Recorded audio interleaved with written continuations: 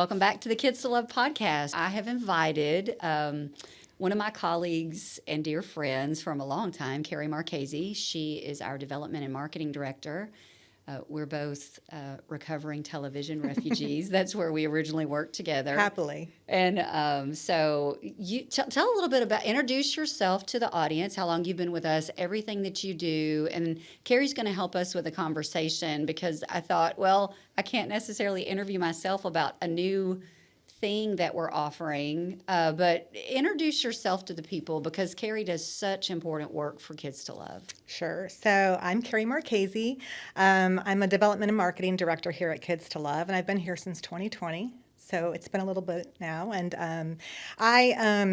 what I do is I handle the marketing and all the sort of the promotions and help support a great team of professionals that do creative and videos and social media, but then also the development side. So a great team of professionals that do grant writing and sponsor development and all the fundraising in support of Lee, who does a big chunk of fundraising herself. So just really trying to get all the funds that we need to run this amazing organization. Mm-hmm. And it's a lot of fun. So give.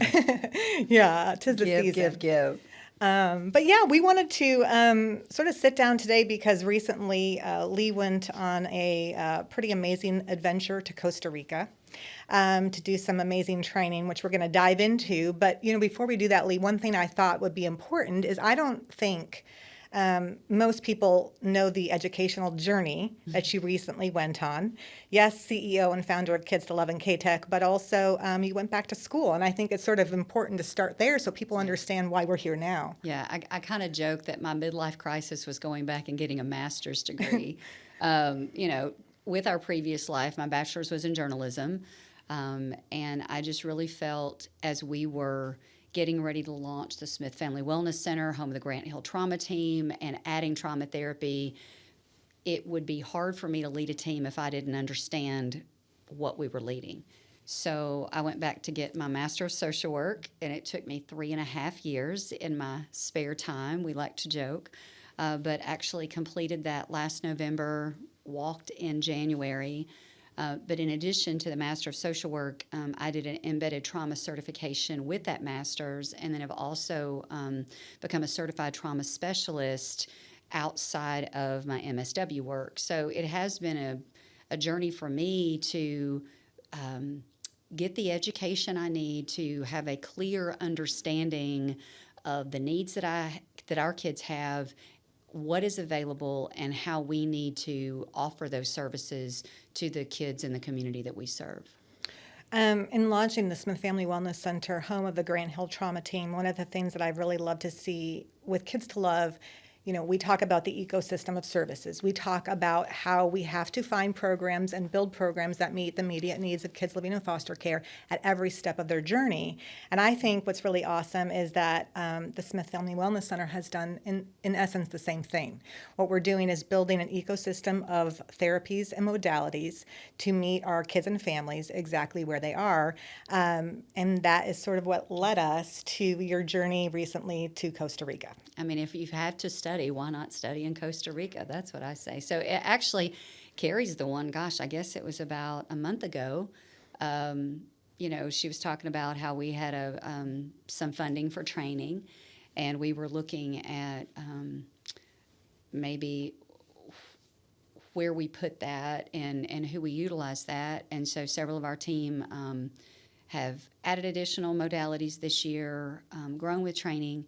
And she showed me an opportunity to learn EMDR in Costa Rica. And I've read a lot about EMDR.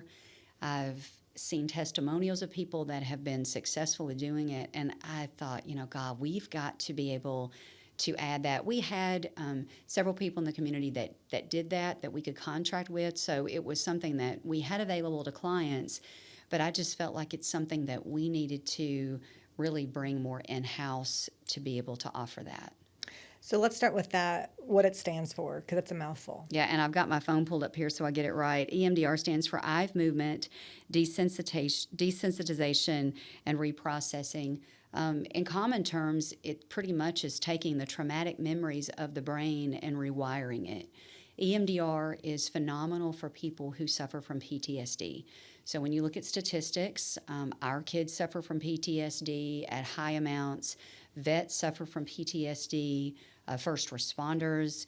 I kind of joked the other day, but not really, that even journalists, the calls that we would cover in the business. I mean, I still remember seeing my first dead body at a crime scene. When you have to pull up a traumatic memory, that's where those are locked in. And so what EMDR does is it goes in and it helps the client to reprocess that traumatic memory. It is a game changer for single episode PTSD. So say someone had a car accident and now they are scared to get behind the wheel of the car. This is something we could do, and you could be driving the same day. Where it gets more complex is if there's multiple, what we would call complex PTSD, where there's multiple instances of PTSD. So like first responders, our kids in foster care that have suffered years of abuse and neglect, vets, maybe that multiple deployments. So that would take a little bit more time to do that. But in part of the training last week, I trained under Linda Coran, who is out of Philadelphia. She is absolutely phenomenal, learned so much, not only how to resource the client, but how to navigate the EMDR procedure. And she did a fishbowl and pulled a name out of a colleague that was in this class last week. And so we got to sit there with a front row seat to watch EMDR in real time. And it was absolutely crazy how the brain takes and records a memory, but with this modality, how you're able to rewire that memory in the brain with new neuropaths, and it gets you out of, you still have the memory, but it doesn't bring back that sense of fear that you traditionally have with trauma, which is, freeze, fight or flight. It rewires that pathway in the brain, and then to get the testimonial of the lady that sat there and did it, and we were all just mesmerized. It's a very simple process if you know what you're doing, and I say that like on this side after going back and getting a master's and then going and doing all this training. I say it's simple when you have the skills to do that effectively, but I'm telling you, there is no reason why anyone should suffer from trauma with the tools that we have, and EMDR is a game changer of a tool. You had mentioned with that young lady that this was sort of an accident, she had described it as. Mm-hmm. What would you say to folks that are watching, and whether it's a child and a parent wanting to speak on behalf of that child? Like, you're talking about almost two different things. It could be for an individual that has that just very isolated incident that is haunting them in their daily life, or possibly for a foster child or a child that has had several events, but dissecting those events and finding out what those exact issues are. Mm-hmm. How do you separate those two different therapies for people that are watching? So a lot of that would be coming in and doing an assessment with the client to really understand where they are. So with EMDR, one of 10 modalities that we offer, we have a lot of ways that we can attack trauma. I don't know another way to say that, but to really go after it to help these clients heal. It would start with, was it a single incident? And if it was, you could effectively heal this client from this trauma in 1 to 2 sessions. It's that significant. If it is a situation where it's like we would see with one of our kids, which it's a complex PTSD, multiple things, we would start with, creating a timeline of first memories and what that looked like. In trauma work, we always start with the worst first, because what we learn is then your brain, once that initial trauma happens, then your brain is wired to see it a certain way. So your brain goes in protection mode. So if we can do the worst first, I keep getting that backwards, the worst first, then that really is going to help the brain with the narrative of all the subsequent traumas. So if it's complex PTSD, like our children, it could take multiple sessions, but it really is a case-by-case basis. And then at that point, I also look at the ability to use ITR, instinctual trauma response, which is a modality that I'm a firm believer in that we have had great success with our kids and clients with that. So at that point, if it's multiple, I think it would be a use of multiple modalities to come up with an individual plan to help that client navigate. We were talking about this yesterday in our warehouse, and Miss Kay, which is one of our dedicated volunteers, she shared with several of us there that she had EMDR based on some traumatic incidents that she had, in childhood. And she said it healed me. It was a game changer. And so that seems to be the testimonial. A lot of people think that, Linda last week at the training, she said, now you're going to have people who think it's voodoo. You're going to have people think that, it's witchcraft. That's certainly not what it is, because that's not what we do here. And that's not the motivation of why we do what we do. But it is all about the brain and the science. And when you understand how the brain is wired to protect you, I mean, you think about, okay, if I'm getting chased by a bear, I mean, because let's be honest, the reality of that happening, unless you're in the Smoky Mountains, probably not going to happen, and it could be there. But anyway, when you say that, your body automatically tenses up, and then you start running that scenario in your mind. Well, that's legit fear. So you have the fight or flight, then you have the freeze, and so that's what your brain does to protect you in crisis moments. Same things with a car accident.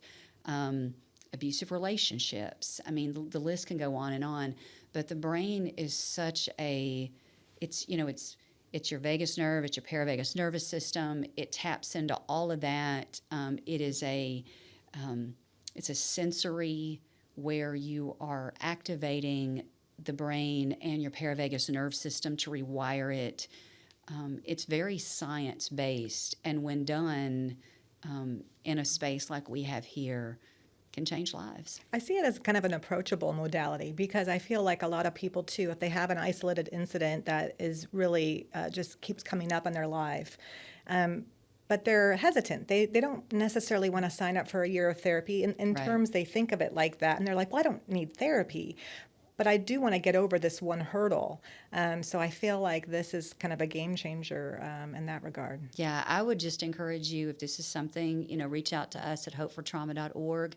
We would love to set up an assessment appointment to learn more. The thing also that I love about EMDR, it's so different than traditional therapies where it would be like a year of a talk therapist. When you're doing this, and say you come to me as a client and you've had a car wreck, I don't have to know all the details. As I ask you to pull this memory up, I ask you to say, okay, give me a word or two to describe the memory. And you might say car wreck.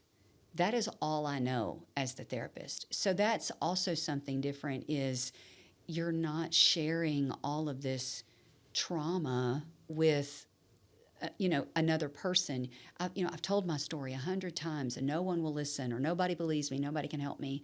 So that's what I like about it too. It really is the privacy of the client doing so much of the work on their own, guided by the therapist. So there would be a time when I would say, okay, let's pull back up the scene of a car accident. If that's what you gave me to describe it, that's all I know.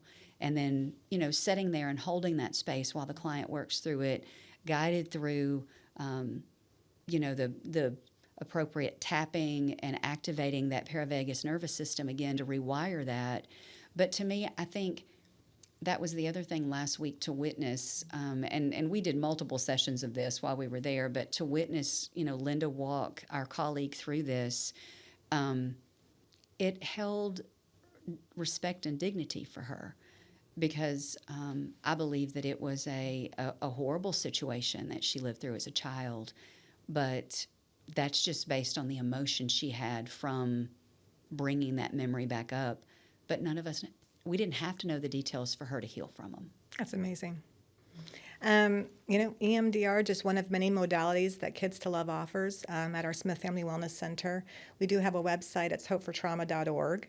On there, you can go there, you can fill out a form, and you can sign up to get on our list. And then you can also see all the modalities that we offer and really understand a little bit more about what we're doing at Kids to Love. And it really is kind of a special time. We've launched this new center, and I'm just excited for this different way we're serving now. Yeah, and I believe that in this community with so many vets, so many military, there are people that are suffering every day. That if that's where you find yourself, there's hope, and you don't need to suffer anymore. So reach out. We'd love to get you in and have that conversation and answer your questions. And the internet is a great thing. The Google machine's a great thing. But don't think that you can heal yourself in a book with the EMDR. Don't think that you can do this on your own. I guess a disclaimer I would say is if you're going to do any kind of therapy, make sure that you're doing it through, places that are vetted and licensed, like our center is here, because mental health is a big crisis in our community right now, and we're excited to be here to walk people through that and to navigate that. Well, thanks for sharing today. Thanks, and hey, thanks for running Wingman on loved this it. episode. Always. Yes. So you can find this episode and others through our YouTube channel, and links always on our website and our social channels. So if you need hope for trauma, we have it at hopefortrauma.org.